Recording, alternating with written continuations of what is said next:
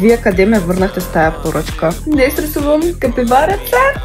Както виждате, вече съм я скицирала горе-долу, понеже тази седмица имам да рисувам по 2 картини на ден. А като направя тази скица, доста си улеснявам процеса. Знаех си, че пак ще получа такава поръчка.